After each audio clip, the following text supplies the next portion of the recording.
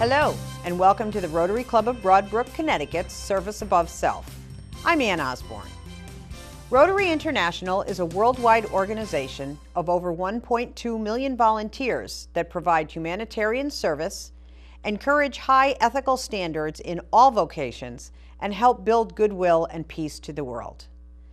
This time on Service Above Self, we will be watching stories from the Rotarian video magazine. The Rotarian video magazine highlights just a few of the ways that Rotarians have touched the lives of people in our own communities as well as those around the world. While over recent years, there has been a decline in the number of cases of HIV/AIDS in many countries, the cases in South Africa have unfortunately been on the rise.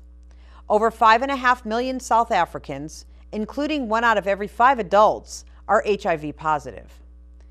In our next story, we'll see how Rotarians in South Africa are bringing education, nutrition, and health care to orphans who have lost their parents to AIDS, with help from the nonprofit partner Soul of Africa.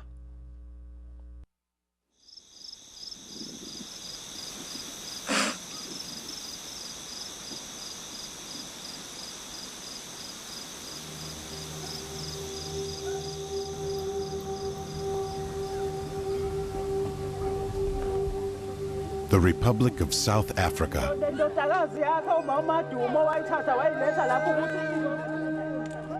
Since 1994, the nation has begun to bind up the wounds of its troubled past. But in the same period, a new battle has been joined, the battle against HIV/AIDS. The AIDS has been one of the enemy that has created a lot of a problem. More than 5.5 million South Africans and almost 1 in every 5 adults are HIV positive. Many children have lost one or both parents. Some are destitute. I have been to homes where children, 4 to 5 of them, are sitting having warm water for supper.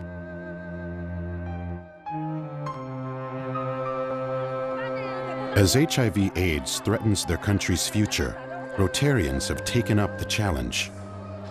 If people don't step in to help with this crisis, our country, South Africa, is going to be severely crippled economically and socially. Working with an innovative charity, they are educating, feeding, and nurturing the most defenseless victims of the AIDS pandemic, the children.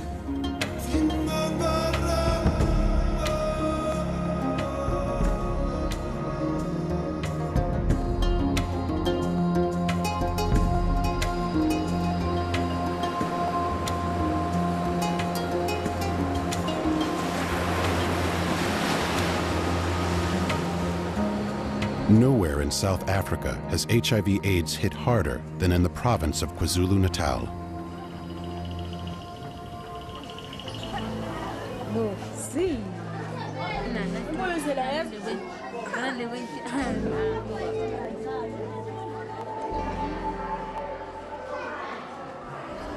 I would say 78% of the people in this valley are infected.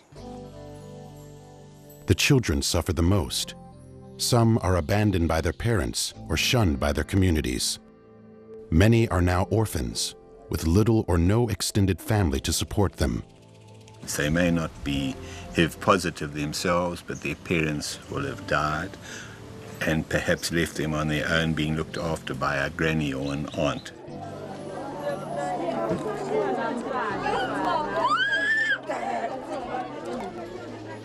When I have gone into homes and where parents are dying and the grandmother is trying to cope with that, the children are left emotionally and mentally battered.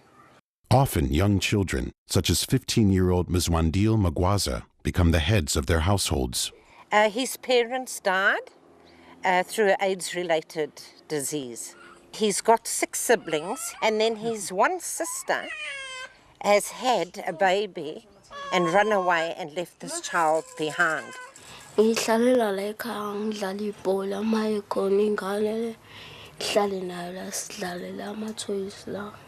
The number of orphans, South Africa's predicted between 2 and 3 million by 2010, even if it's only half of that. The country can't afford it. Witnessing the ravages of the disease, the Rotarians of KwaZulu-Natal were determined to join the battle against HIV/AIDS. We decided there were only two things that Rotarians could really do well and effectively, and that was to help the children affected by AIDS and help those that were dying of AIDS. They began by securing Rotary Foundation matching grants for Lily of the Valley Children's Village, home to 80 youths whose families have been disrupted by AIDS. About half are HIV positive. However, early intervention can keep them healthy for decades. It's antiretroviral treatment, which we've got most of our kids on that are infected. It gives them an additional 15 to 20 years. The Rotarian contribution to Lily of the Valley has been invaluable. It's been great that they've been able to help us provide homes for these children. But the cost of group homes is high, and the Rotarians eventually concluded that providing this level of care to tens of thousands of endangered children simply wasn't feasible.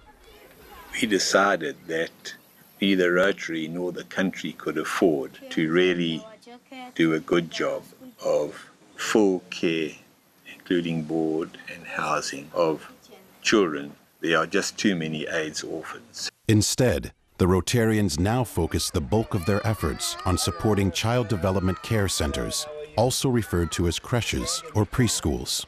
We can get to many more children and help them at a much lower unit cost. And the children stay in their culture. The care centers serve any South African child from 1 to 5 and provide daycare, food, health services, and early education.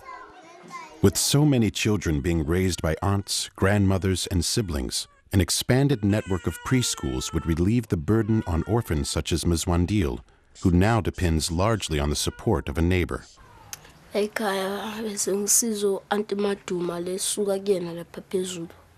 Rotarian Sithambiso Ndlovu supervises 62 preschools in KwaZulu-Natal, each with 50 to 100 students.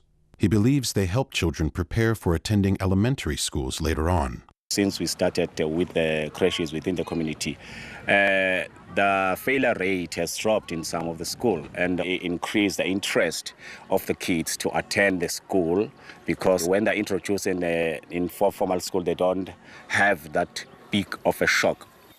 Another key reason for many South African children to attend the preschools is to receive anti-AIDS drugs provided by the government and private groups. However, many of the preschools are overcrowded and in poor repair.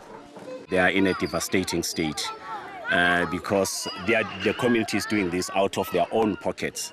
Realizing the preschool's potential, the Rotary clubs set out to rehabilitate existing structures and build and furnish new ones. Thank you so much. But because the Rotary Foundation's matching grants don't fund construction projects, the Rotarians needed to find a partner that could.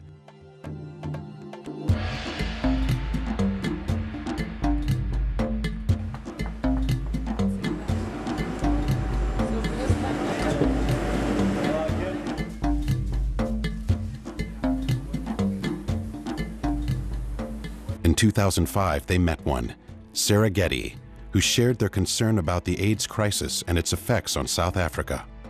How do you handle orphans? How do you make these children who've had these terrible starts in life, how do you actually make them successful, contented members of society? Getty and her husband own a shoe company in Durban. Since 2003, they have trained unemployed women to hand-stitch a special line of shoes, which are sold in South Africa, England, and the United States.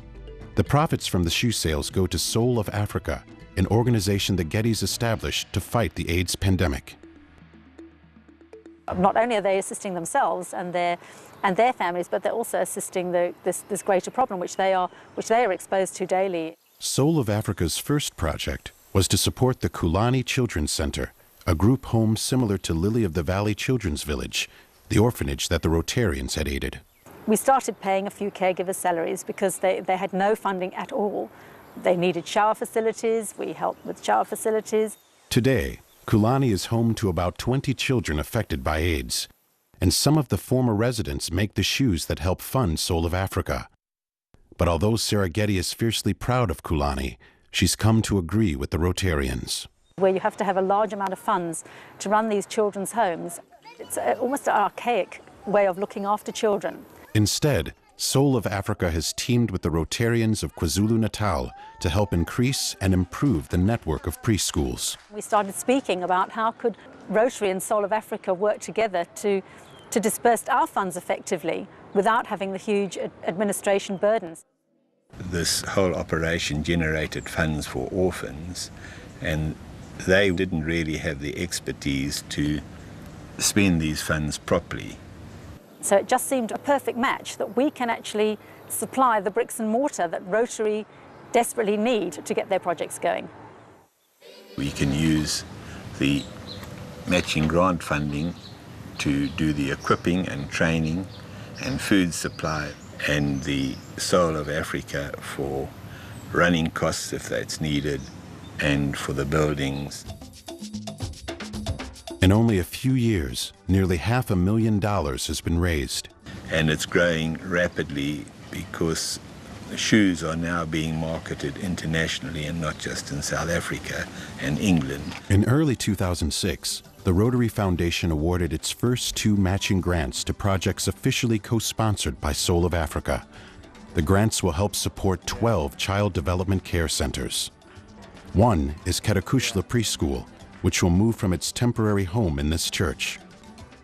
If the preschool could be given the care that it deserves, everybody will be interested to attend school because of the background, and which will then minimize the rate of unemployment because everybody will be educated. Good.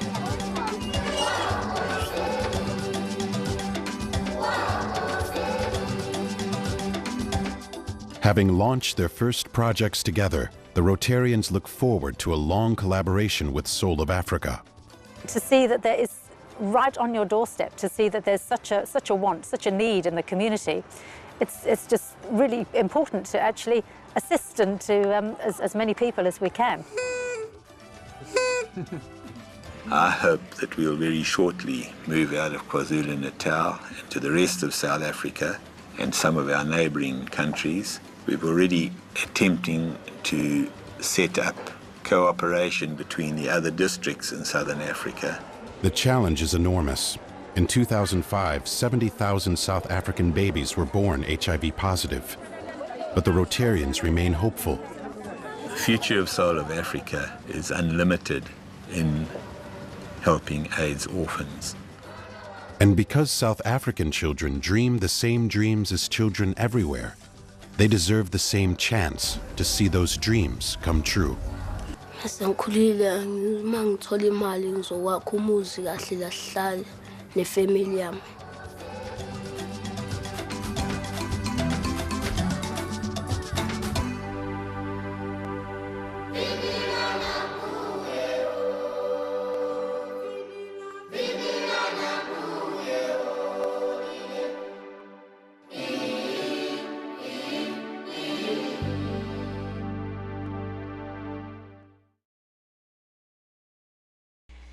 In our next story, we visit the Heart Handicap Center, located in Poděbrady, Czech Republic.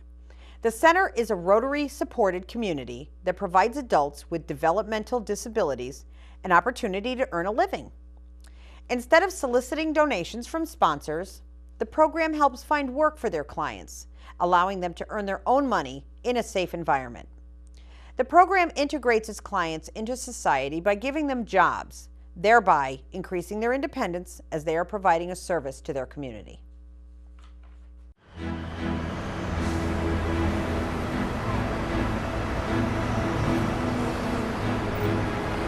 Prague, the vibrant capital of the Czech Republic. Nearly 20 years after a peaceful transition from a repressive communist regime in 1989, the Czech people continue to rebuild their society, always looking forward. And since 1991, Rotary clubs throughout the country have been there to help communities in need.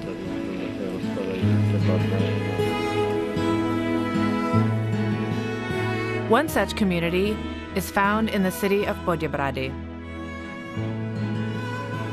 Located 50 kilometers east of Prague, the city was once home to King George, the 15th century Bohemian monarch who first advocated a pan-European League of Nations.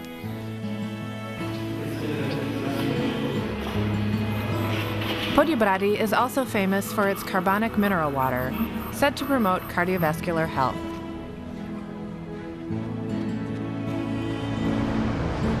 On the outskirts of town, along the banks of the Elbe River, a small center is improving hearts and lives in other ways. My name is Michael Schmid. I work here at the Heart Handicap Center in Poděbrady, which takes care of the mentally disabled from Poděbrady and the surrounding area.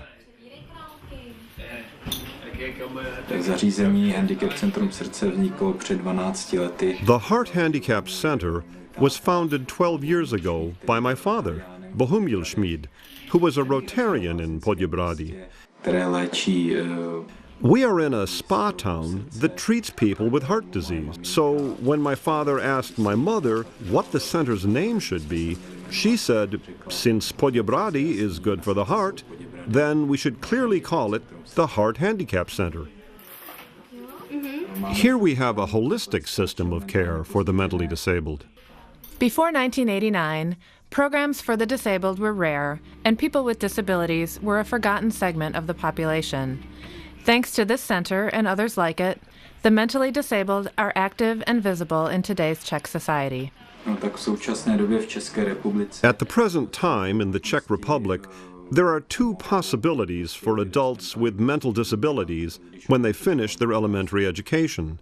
They can either go into institutional care or they can stay with their families without the contact of other disabled people. Our approach to working with the disabled is not to solicit sponsor donations, but rather to make it possible for the program's clients to earn their own money, doing work that the Rotary Club of Poděbrady facilitates. We have prepared a safe environment for them and a workshop where they can do their job. The center's clients want what everyone else does. They want independent living. They want to work, and they want to be around people who support them. The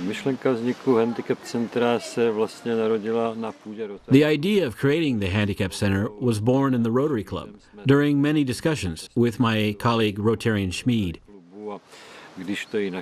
We continued talking outside the club until we finally brought it to fruition. Rotarians helped negotiate a long-term contract with the Škoda car manufacturer, in which heart clients do light assembly. How many can you make per day? Well, there are 60 pieces in that bin. Yes, so one bin? No, 2 bins. 2 bins, really? Most of it we put on the table, yes. Both the front and the rear cover. And you make seats from them? And they're taken back again to the factory. And then they're put directly into the cars. The clients make parts for automobiles, like upholstery covers for the seats, and some parts for the bumpers.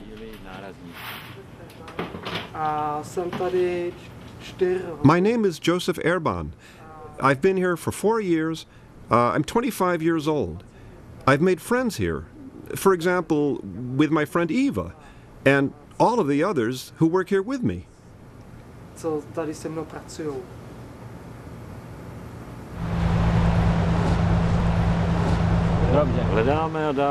We find the work and make the arrangements so that they can become an integral part of day-to-day life in the community and can live in the same way as everyone else does.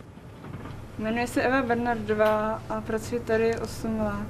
name is Eva Bernadova, and I have been working here for 8 years. With my earnings, I can either buy something or I can save it up. The Rotary Club of Podjebrady has been a general partner of our facility from the very beginning of the Heart Handicap Center. Together with the Rotary Club of Podjebrady, we've done a number of projects that have helped us expand our facility every year. It's good to feel the support of the Rotarians because they are important leaders.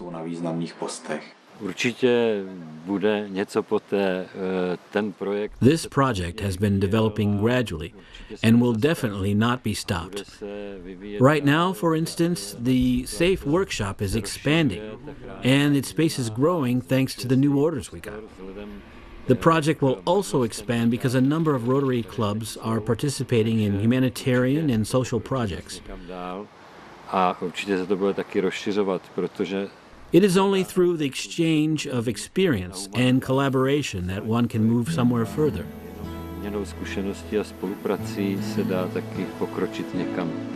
Like so many other projects around the world, it's a partnership between Rotary and the community that will continue to grow. To the local Rotarians with whom we have close relationships, I would like to say I hope we can stay good friends because the need for the mentally disabled will be there in the future. And to the Rotarians abroad, I would say that the idea of helping the most vulnerable, people with disabilities, is an idea that is worth continuing. My life is good. Everything's gotten better as it's changed. Even though it's work and I have to do it, I still enjoy it. Salam. Jam. Shanti. We all want the same thing. Peace. And Rotary clubs are making it happen through international scholarships to promote peace around the world. Rotary, humanity in motion.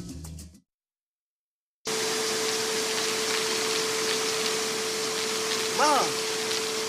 Mom! What? You can't find Ichabod. What?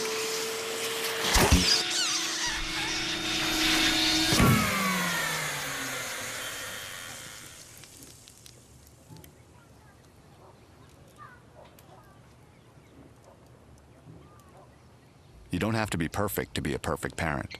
There are thousands of teens in foster care who would love to put up with you. In our final story, Brazilian Rotary clubs provide equipment to the Padaria Escola, or bakery school, in Rio de Janeiro. Similar to a vocational technical high school, as we know it, students at the bakery school take baking classes in addition to their regular core subjects. This video shows the students preparing French rolls, with the final product being delivered to a nearby elementary school just in time for lunch. Using our vocational abilities and combining them with service is a hallmark of Rotary. Similarly, these students are learning a trade for their economic futures, as well as the life lesson of charity to others.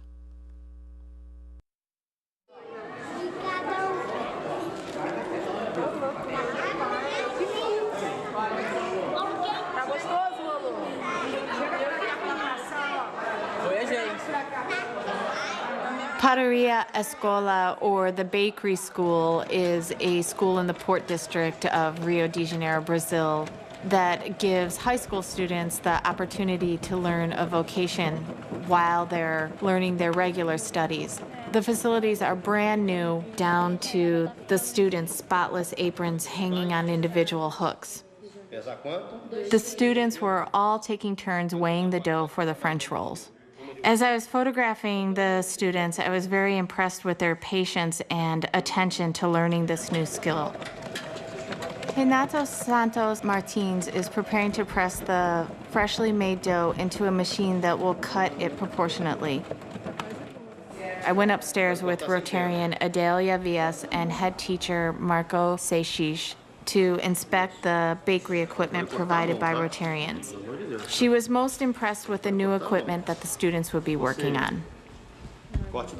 I liked how this vantage point gave a different perspective of all the students working together. When I came back to check in on the students' progress, the table was full of rolled dough. The portions were quickly rolled and passed down the line to get them into the bakery tray so the students at the head of the table could take the full tray and place it into the oven. So just before the full tray of rolls would go into the oven, the teacher taught the students how to split the top of the French roll.